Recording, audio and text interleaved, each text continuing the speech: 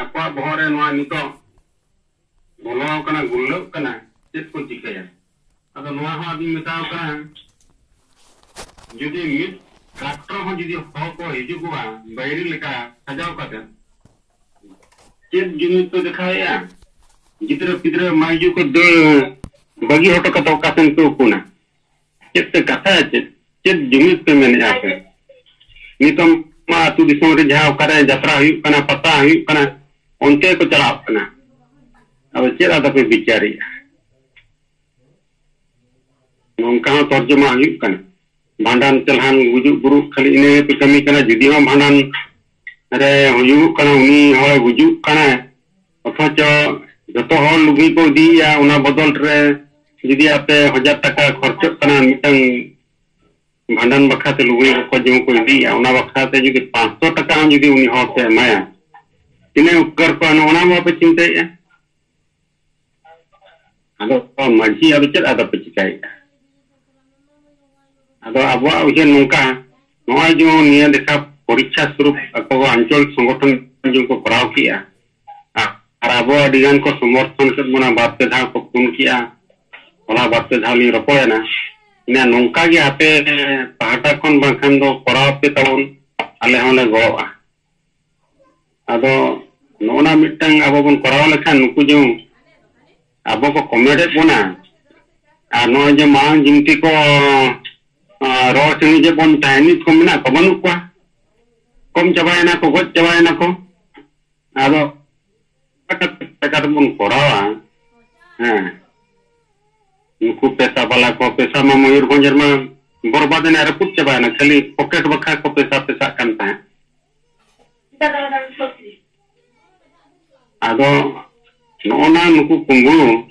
नोआ जो को मेनिया आदो नुकु आदो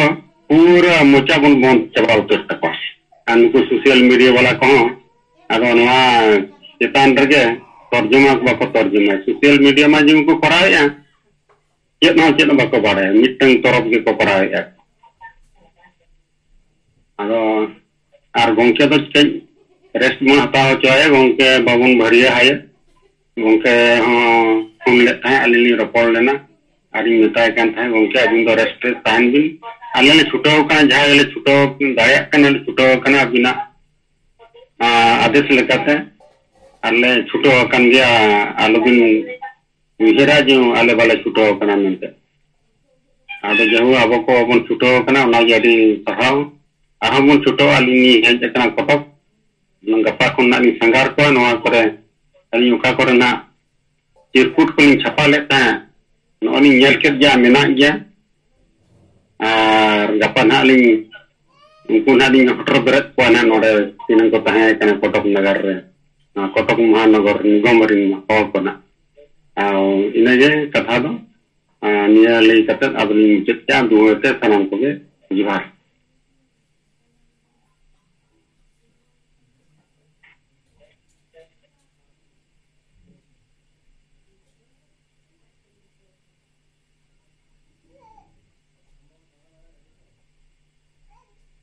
अच्छा मैं सनम को जोहार इंगल चंद्रमनो रिलीजनल प्रेसिडेंट को से संगल विजान और इन पाटा से खना इन किछु लीडर को सला चर्चा के एंगल मरावे तहना या जे मजीबो बदल को अतुबो बंचावा माजा चिरकुरबो हटिनिया ओका को एरिया रे नित हमारे प्रभाव तिना गन चला कना यान मेदिनीपुर सला छोटू मुर्मू सला इंगल मरावे तहना मेदिनीपुर के देवराज सोरेन अते बुद्धेश्वर मुर्मू झारग्राम आनंद मुर्मू झारग्राम के जामबनी ब्लॉक पर आए उनको लीडर को सला इन थोड़ा चर्चा करता है ना जे नॉय अब नितो नोआ हैंडविल से चिरकुट गोटा दुनिया फसनावेन तबना मेनकान नोआ रिया जहां विरोध बेसिर भाग नोआ जंगल महल एरिया जहां दो मेन गानोआ पुरुलिया बकुड़ा झारग्राम एनी एरिया रे थोड़ा नेलनेगो कना एटा जगह खना दो उन एकटा नोआ रिया विरोध बांग नेलगोग कना और नोआ एरिया रिया हो बिसिर भाग गे मुस्लिमान किछुगान हर जहाँ इंडिकेट गानो पुरोटा गे महादेव मंडी और उनी साला सूर्यकांत मुर्मू नुकिना नेतृत्व ते किछु इलाका इलाका हर किन प्रभावित होएकवा और ओना झगड़ा किन पकावेआ बाकी दो ओका अतु खना गे माझी को विरुद्ध जहां कथा बोल कदा माझी बो बदल को अतु बो बंचावा ओका एरिया खना गे माझी डायरेक्ट तो बाको विरोध का नित माझी अतुरे बुद्धि से रिपोर्ट किया इटेले इतना जाले तो डायरेक्ट माझी को सला सन कते नुकान होले गलमराव कदा आना चिरकुटी दी के तले विचार किया ओनारे माझी ले केना या तीनों यहाँ से पे विचारिया ना तो एकदम सरिया कथा कान गया एक थबिते ओका अतुरन हर हो ते ओका अतुरन माझी हो नेतृत्व हो ना विचार दो बाई हुई कना आशा बंचाव लगी भाषा बंचाव लगी जाति बंचाव लगी धर्म बंचाव लगी रोजगार बंचाव लगी मिद दिन अतु टोला रे दुड़ुब पंते केते ना गलमराव दो बाई हुई कना जुदी अबु ना बाई हुई कोआ अले उनको चेक को कमी करना उनको को कमी करना अजय छूत छटियर बपला भांडान बाहा सोराय नीना सुमुंगे आर होई तो जहाई दायदोस लिखा है उनको चितारे मिटे गलमराव काते मिटे den dandom jarumana nungkana kami ge हुई करना बाकी तो किंतु समाज नमिटे लहा आ समाज चेल करबो उन्नति अचोया नोआ इदिकते समाज जति धर्म भाषा चेल करबो बंचावा नोआ इदिकते तो उक्का अतुर हो निथबिते गलमरा बाई हुई कना अज भारत जगत मजी परगना महल को लया जे समाज अरे ठीक गेले चलावा ठीक गया समाज का ठे दोस्त है मजिया का ठे दोस्त है और अतु के बांग चेदा बो सुधेरा से बो बंचावा ताठे बड़ी अकांते नोकना प्रश्न हिजुक कना जहां रे लेकिन अबो कथा को ना को लई ठान जहां जुदी जहां अतुरे ठीक से को अंजाम कना उनको तो को विचार कना मेनखान रेगड़ा लेका हिसो सुये लेका जाय अबो कथा बाको अंजाम कना और बाको विचार कना ओना एरिया रे थोड़ा अबो मिटे बेस झंझट झमेला हो हुईयों कान गया तीन आनंद जाम्बुनी ब्लॉक रे आनंद सला थोड़ा रिपोर्ट एते ना उनी लेया जे इन अतु रे इन ओलका नवा मजी बो बदल को अतु बो बंचावा इन निजेस्व कातरे नवारिया चेन हो प्रतिक्रिया बनुआन मिटे आईसीडीएस कातरे ओलका ना रह चेन हो प्रतिक्रिया बनुआन मेनखान नीत बार शर्मा गान मजी हुई कना मजिया कातरे तो बांगा उनको वंशोरन के मिट हवा कातरे अलका लेकिन अभी दिन पर उना मुछेव काते उना रे उल्टे बिटे को ऑल किया जे आनंद किसको अतु खोजबो लगाइया उना को ऑल किया लेकिन साउथ के साथ ओकोय ऑल किया ओना aku bako lay kana lekin jehetu ona atur ol kana ona re do माझी ge dei hui dareya nongkana mite aach nyamok kana ar unige ona pidren pargana netritto te ona jinis to unka ko ol akada lekin ona aturen ho unata birodh do banu akat takowa one je bharat jagat माझी pargana mohol ren hor उसके उते उनको को ना को बढ़िए को अबू जहां वो विचार करना उना उनको ठे बांको सेटर चो करना उनको तो को बुझेया उना होते ते उनको हुनो बाको विरोध करना मेनका नीत दो जहां को विरोध करना मुस्लिम किचुगान हर जहां जो राजनीतिक दलाल अको पेट परिवार को चलाव करना अनुकान हर गे नवा दो को विरोध करना जहां गे अबुआ कथा ना गहिर तक को विचार का जे चेदा तेही मजी बो बदल कोआ ना आको मने जीवी रे जदि प्रश्न को अगुइया थाले ओना जवाब उनको को नाम करना तेही अतु समाज रे मालिक दो मजी कना ये और मजी जदि बेस हर बाय हुआ बेस विचार बाय हुई तया ड्राइवर कना मेन कना अतु समाज रेन और उन्हें जदि माताले तहना बाई बुझा उनकान हर तो चिकाल का तो नातु रे भले हुआ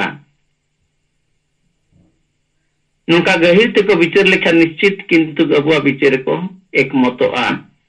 और नातु को लहा इदी दाड़िया आदो ओना लेकाते विचार ठीक गी ताबोना कमी हरा ठीक गी ताबोना किछुगान बेगड़ा वाला अनपढ़ वाला माताला वाला तीनों को तला तरह को डिस्टर्ब या अद ये विचार ते मेन नवा दो नुकु दो अबु इस्लामिक ते फाइटिंग कते बरकाबो कना अडी बेस हुई कना अबु जितकरो कना नोकना कमी होरा रे दोसर कथा ले न जे अबु नित आर मारंग ते कथा बो समांग का से गोंके अबु तला रे समांग का हांडी बो सहाया समाज बो लहाया तीन शताब्दी हो किचुगान लीडर ले तहे कना नोआ चितान ले चर्चाए तहेना नोआ अब पॉइंट आकारे किछु जदि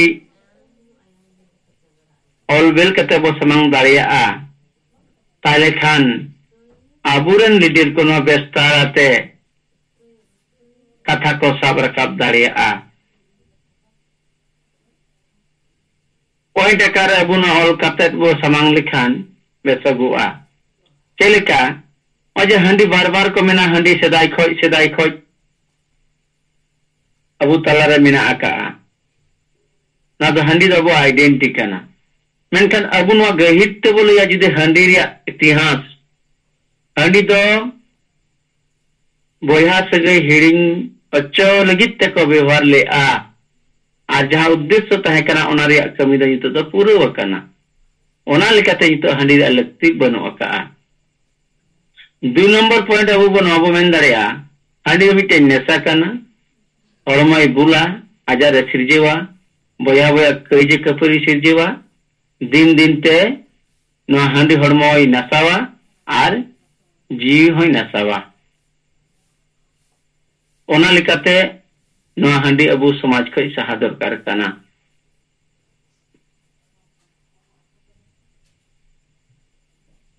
नौका कते जुदी अबु पॉइंट आकार जुदी बो समांगा ताले खान अबु नोआ चितार हडी गहिर विचार अबु तलारे हिजुगुआ आर माने अबु समाज रे रेहेर लेका नोआ किंतु हंडी नीत बिना उतुरे कना जेमन छूत छटियर बपला भंडान बास और जोर के अबु हंडी किंतु को व्यवहार अड़ी हर को अबु ताला रे कथा को अगु गोदा चे पाता छता रे ना हंडी चेदा बाको बंदो कना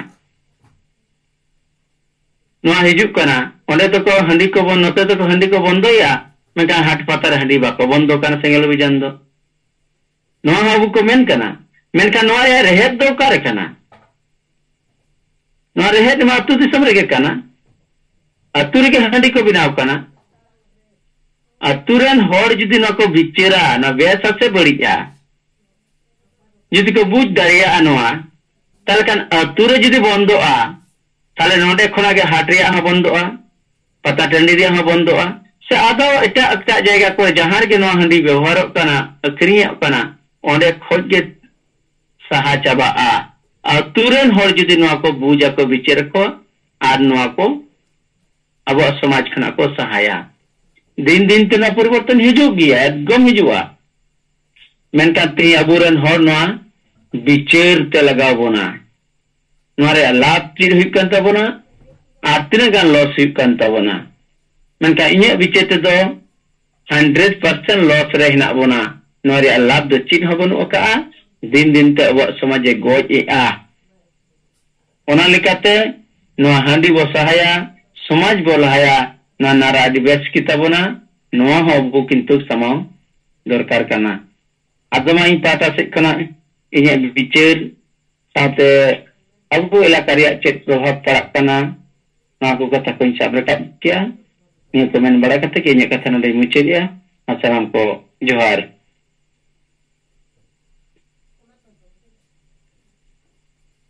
तेना नोआ सिंगर जुमरे अबुई पार्टी जितकरिया दिसोम गमके आदिवासी कोई जीत बुंगा सलाते मैडम आर सनाम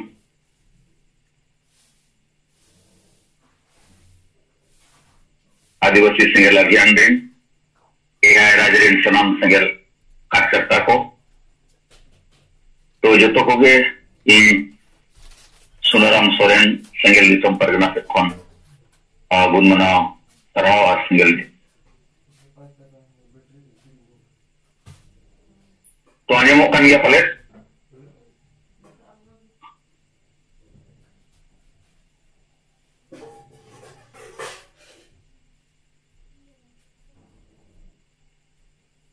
आजमों kan gया गमके माफी तो नोए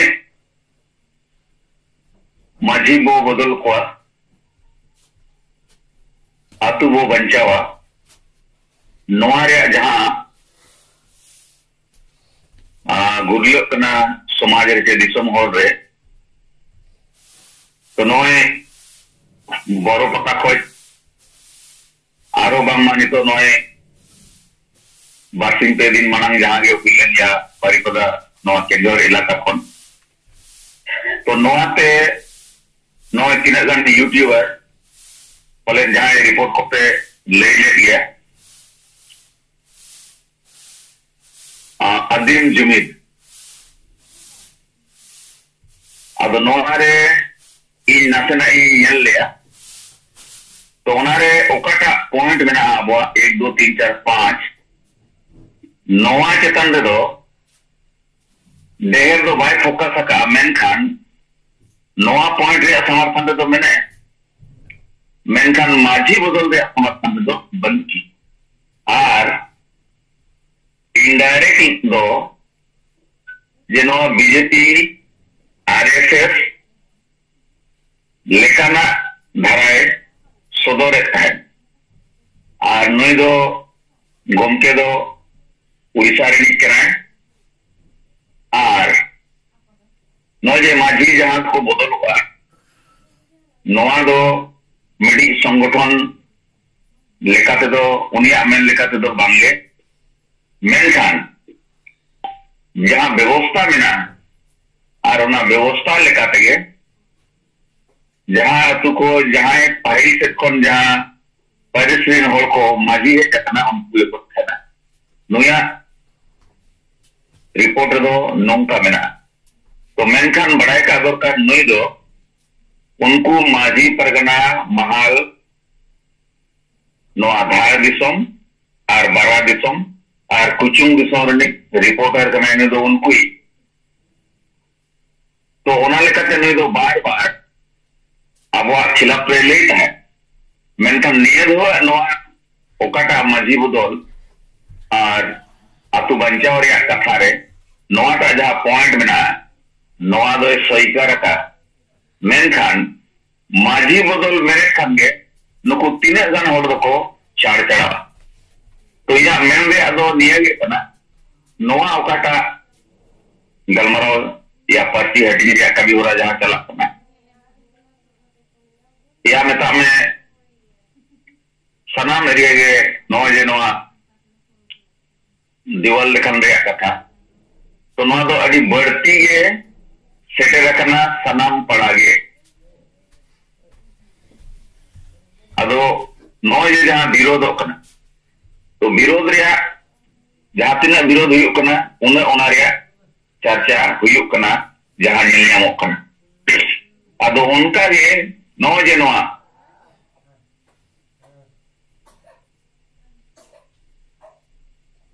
जहां हंडी रैया कथा और अतु समाज लहा रैया कथा तो नोआ रैया मेन गानोआ नो जे मिटी खेरवाल सोरेना जहां वीडियो नो दिनम गे हंते नाते यूट्यूब रे फेसबुक रे चला कर गया मेनखान नोआ रैया खिलाफ रे ओकोय हो आवरी को मेना लगभग उनारे अडिगान चीज मेना माने ताकपुन निशे चेनो हानि परिवर्ते चेत हुआ मेनते तो समाज रे जुदी निशे के तहना हानि बाम सहा तो वे नवा समाज दो तीसों बाय लहा तो ओना लेकाते जहां तिना गया वो सिंगल दिन खासकर मेना बोना संगठन रे मेना बोन या जहां लेकाते के समर्थक रे मेना बोन आबो ठेन खन गे एहब लेनखा केटे सही नोआ रे केटे आसार दो एटा होठेन पड़ा हुआ और ओना लेकाते नो जे नोआ सहारे कमी होरा आदि चांडे हुआ उसेरा हुआ कारण नितो दोको विचार तेगे हुआ कारण माझिया सगे दो हांडी सला गे मेना और नुकु जहां तिना गे माझी मेना कम तो एक हांडी मची काटिया को बिना हांडी ते बिना नेसत्र तो नुकु दो समाज रे ओकाटा कमी गे नुकु कमी अदो उनका खान जुदी नुकु लगी निशे गे जतो अकना हांडी गे जतो अकना ओनारे माने दो समाज दो नुकु लगी दो चेत हो बांकन और ओनाते समाज रे क्राइम हुई कना अडी लेकना हुई कन और नुकु कारण तेगे अब वो नेलिया डेन रे कथा हुई कना डानो रे कथा हुई कना बारोन रे कथा हुई कना तो आखिर रे तेन मंकन कपा नोय जे अब विचार बयो पका कोई परसी तिरे जी गुंगा सरकार मबु बुझा विचार एमका नोआ विचार दो तेन खन गे नोआ कमी रे लगाव लेता आजकर अब संगल सला जुड़ो कन होड़ आबो के मांग नोआ आंगो छियावन और ओना लेकाते गे नोआ रे कमी बुरा पसना हुआ बना और नोआ बिल्कुल हुई गया अदमा अड़ी बढ़ती बांगमेन कते तेजा अली से खोल जहाँ मिदवार कथा रिपोर्ट लेकाते ले रिया कहे कना उना दो नोडे गिली चावा किया जवार आ नोए जा वो परसी जित करिए जी मुंगा सरखान मुरो दिल्ली रे नोए नपाय तेगे मेनाया तो उना लगे सनाम जहां तिना गे सेंगल गे गोड़ो को अब गोम के लगी जहां को अर्धा सका बुंगा बुरु के और जहां को सिंगल तला बनु को रो मेनखान अब विचार गोम के सपोर्ट रे जहां तिना गे कथा को विचार को ले का गोड़ो को एम का उनको सन्नाम को गई बस नडी बुन मना सराव और जवाब जो Saling bengal pun jeli je lebih ini dekat tribal itu sistem yang lebih lebih adegan bang itu ada dua orang dia mungkin yang jatuh ke report को बेचने का वो एक गया टेस्ट टाइम वो जाते करे ना गैप आलो कहानी नहीं जहाँ बांग जहाँ नहीं बार करते वो अब कमी हो रहा है और सोशल मीडिया पर अच्छे चला नहीं बहुत अच्छा है हमारा रिपोर्ट तो वो अब ini kita ini itu kalau boleh dah the YouTube से सोशल मीडिया चलाते हैं जहाँ कोई nyel नाम है से nyel की दुनिया इधर करते ini nyel नाम के दादी में सिंगल थे ना रास्ता वीडियो है जहाँ जो अंजना नितुम ताई ओम कत्तक नितुम ताई अंजना ओम कत्तक दुनिया रास्ता करे अधिगन रास्ता बोले में मीडिया चैनल में अभी popular media system Jharkhand Dumka रहो सेटिल अभी हर सेंगल से अभी रस्को सला जहाँ डिमांड समय कते भारत रे 50 लाख आदिवासी सरना बो ऑल कदा आधार से जहाँ जो पति अब सरना धर्म ऐसे एमो कथा ले उन्हीं पति के बोध को आदिवासी को कथा अमोल गंके तलाते रोल तप अदो नोआ दो आज तक टीवी चैनल रे तीन को उदु को बइन ले दाड़ा मेंटन सोशल मीडिया ले पॉइंट आउट करते बेस चर्चा रे तकादा अदो नोआ जे विषय दो तेहन आदिवासी 21 करोड़ मेना बनी 21 करोड़ उसका डिबेट रहो एक हो मुका टीवी चैनल रे बको समांग कना से कोनो रकम माने नोआ विषय चिता मिटन कथा बको समांग दरता ये भारत रे में आइमा पॉलिटिकल दल दी रकम प्रतिष्ठित को एमएस कना से को रोड़ीदा से को प्रचारिदा अदो आदिवासी मिटन हो मुद्दा चिता ओडे बने अदो ओना लेकाते जैसे आदिवासी हो दाई कन दिया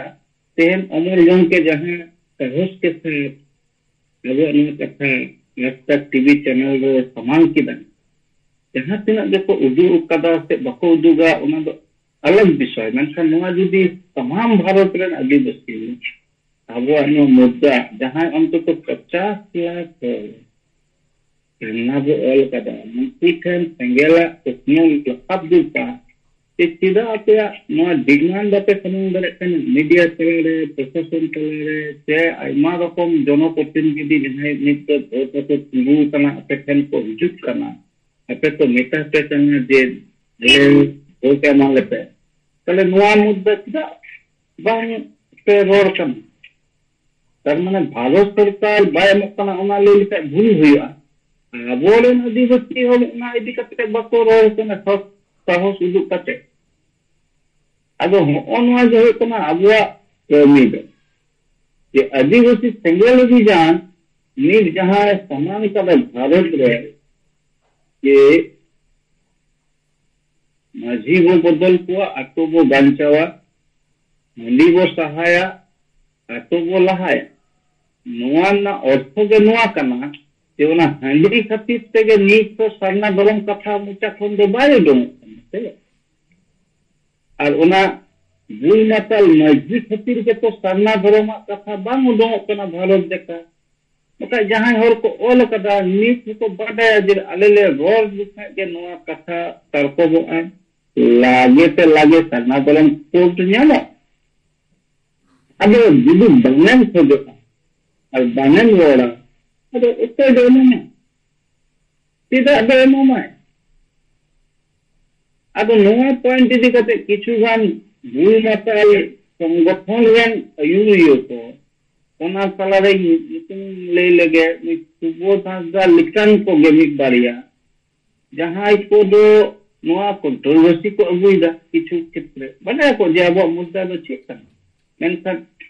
आपको दुकान चला हुआ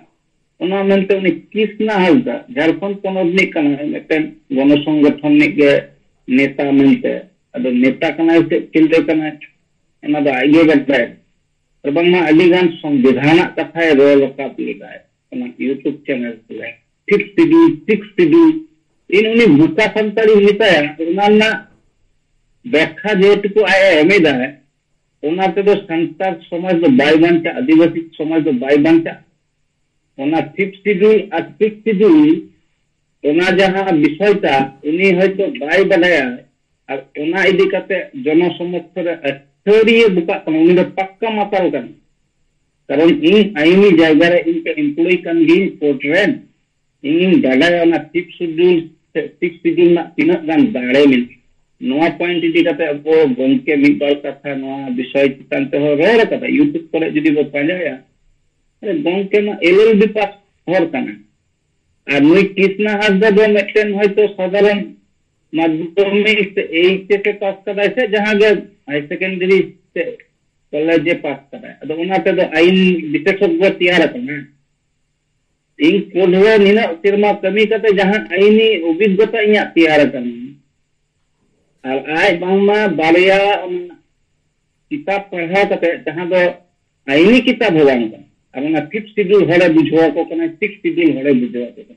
अदो उनी कृष्णा हासदा ठन इया व्यक्तिगत भावे नोआ जूम मीटिंग जहां से आजम का इता तीना आईनी विशेषज्ञ कना आईन संबंध ज्ञान मिना तमा इंसान कति रोपर एमन ओना जहां 6th शेड्यूल जहां कथा लई दाय और मेटेन माने अड्डी हास्यकल कथा समान कदाय जे ओना 5th शेड्यूल आधार पे मजी को दाड़े एतो हुई अबंगमा कोर्ट रे जज खनो मांग दाड़े नाम नोका भूल बार्ताय कोला को कना जनोबा ये मेटे जज होई लगी जहां प्रोसीड्यूर मिना मेटेन प्रथमत LLB पास पूरा हुई तमा तार परे जुडिशियरी ना माने ना एग्जाम पास हुई तमा ओना के बाद आनंद नौकरी न्यामा एज ए जज हिसते और उनी लगा उनी जज खनो दाड़े बिसिताय नै आतोनिक बुलमाताल मजिया तम ना 5th शेड्यूल आधार से नोआ यूट्यूब पर रोड इदा अदो उनी दो चलाव कते अब सेंगेल सेना सत्ता सत्ती छबे हुआ जे नोआ एड़े कथा को तिदा हर दो दुकान बिना को कना उनको बुल बता मजी खती बुलेन बुका कना जे बड़ा को उनको दो ना कथा जे को पतिवा आरो नोआ कथा ले इदा जे नितो शिक्षक माने अबुआ बांगमा शिक्षार आलो अगु हुयुआ समाज रे तो बेयाना मिटन समाज बदलो अनकान कथा बांग आय कमी कना जे आतो आतो शिक्षा ना एतो कमी कना कारण शिक्षा तला तके बांगमा समाज तिंग अब इनी मिटन नित मा लाख लाख गिदरे को शिक्षित हो कना नौकरी चाकरी कना तो लाख लाख अब तले उकुर मिटन गान हो सिंगल सेनालिकन बको रोड़े दो तो कोलकाता में मोले रे शिक्षक अडिगान शिक्षित महिला को आयो हर को जहां जे गुरु गंके फोटो चितान को एने किदा अदो नोको दो चिले भूत कना तो जे शिक्षा बनुते जेते के तो चाकरी जीवी होलन माने कुड़ी गिदरे का ओको नि बार हर दो नौकरी चाकरी जा शिक्षकता आइ तो बन तले नुई कृष्णा हासदा से निया प्रश्न जे नोको लाख लाख शिक्षक जे होय जे हेमंत सोरेन तो आइ मतेन शिक्षित हरथन तले हेमंत सोरेन तीसे मिता पिया पे ना झारखंड पोनद रे आबो झारखंड पोनद रे राजभाषा हुयो मा चिदा बाय लई दारे थाना धर्म कथा चिदा ओना आटक लहा लिदा हेमंत सोरेन अंदे दो रोना दाय बनु तमा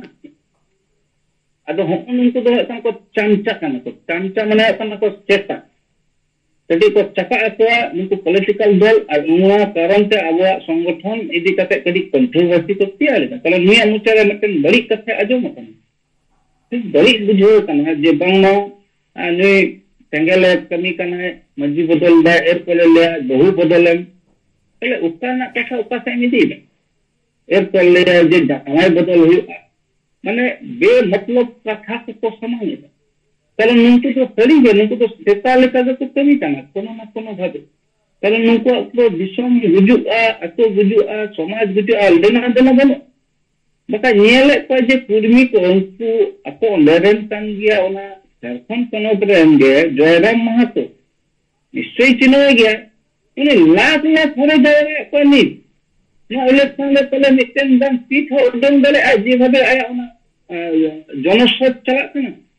तो जयराम महतो उनी तीन होरे जावला को उनी कृष्णा हर ठन तीन हर मिना को ले दे कथा मारंग मारंग तो नंकन कृष्णा लिकान कृष्णा हासदा लिकान हर अले बेंगल ले मिनाया नि सुबोध हासदा तो चमचागिरी देखो आपको नुको कमी गो कना चमचागिरी कारण नियले देखो जे कुर्मी को अबो एसटी लिखा अबो जुडू रेजो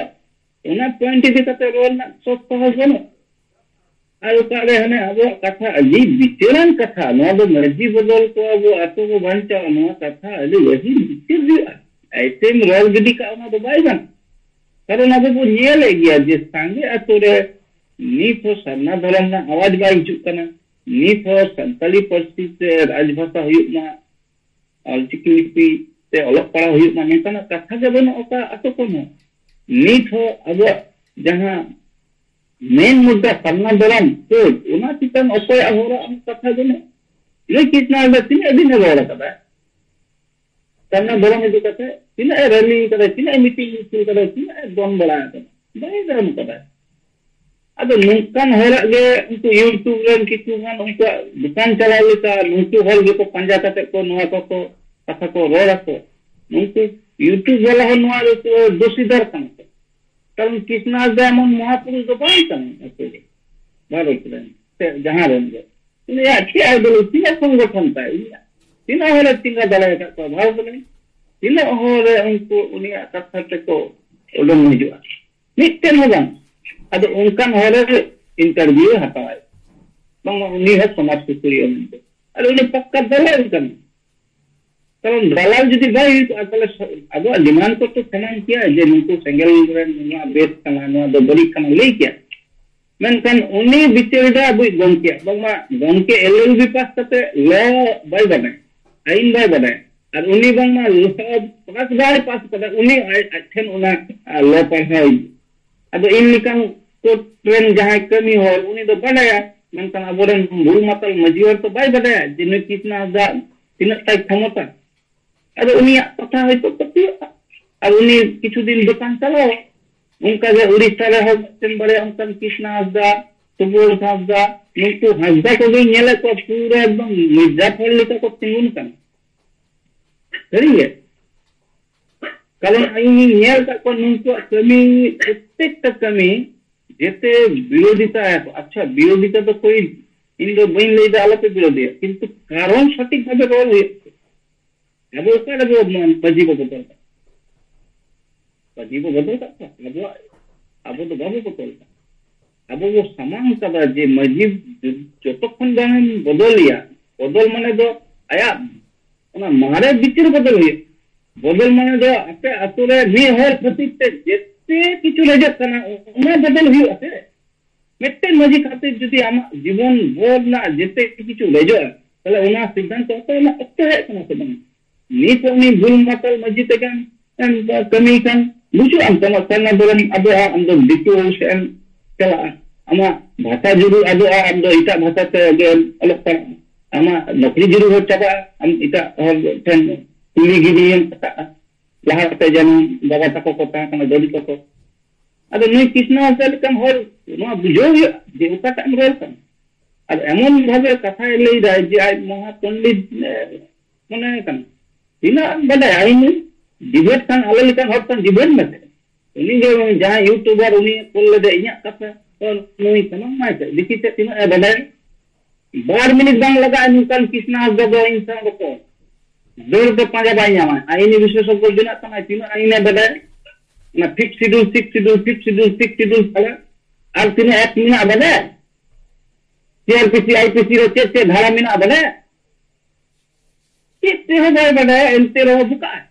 अनुआ के मामला कना अब समस्या अब भारत रन जहां तीन के आदिवासी बिहा मेनिक बना जहां को तो आदिवासिया भले लगी ना वो मुखोटा वो हरो कदा उनको जेते के जैसे आदिवासी रन माजी परगना में उनको आईना संबंध बको बने आई CRPC IPC संबंध मेते मोरे बको बने उना तक बतोड़ते उनको सला रेल को अटक बको दरे नेल करे पे बिदिन नोकन गण संगठन रेल को अटक करे दरे कारण आईनी संबंध बना लेने पता आर में तंग करा मजी परगना महल साथे असे का नुई हो बाय बता आईनी भारत में CRPC से IPC बाय बता राइटर एसोसिएशन का देखो बता कोनो दिन बदल ये का तुम YouTube रे एक्सटेंशन आईनी कथा करो रे बात को बताया कारण नुकुआ माने आईन संबंध ज्ञान हो बनो ज्ञान हताल लेका समय हो बनो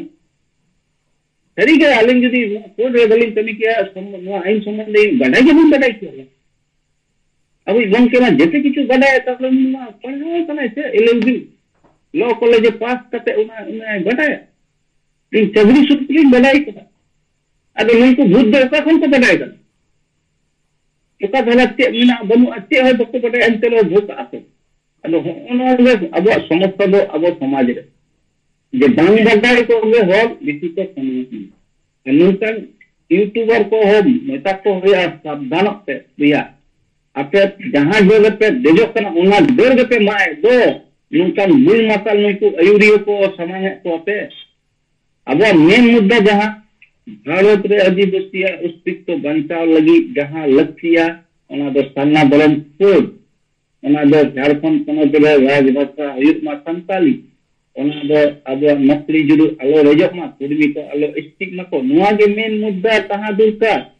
नुआ रे जहां संगठन रे बो कमी कना ओना जोर कते को रोड मते मेन मुद्दा से मिटन सिरमा रोल कते हुयो से बंगा मेंशन बाको सोरो बाको रोल उनको जो हने हांडी बंचा हने ओकारे माने बुल माताल मजी बंचा नुआ को रोड़ा और मिटन ले जाए जे भारत रे आदिवासी नुआ दो बाको बदल दे मजी दो बाको को बाय बदल दे को सुप्रीम कोर्ट हो बाय बदल नोंकान कथा अरे बुका संतास भारत दिसम दो चला कना संविधान ते ओना आधार ते संविधान ते के बदलना आर्टिकल 370 बडायम से बंग उनका के बदलना जहां दो मुस्लिम एक्ट जहां तहां कन बडाय नुआ को आईन संबंध जहां दो टिपिन तला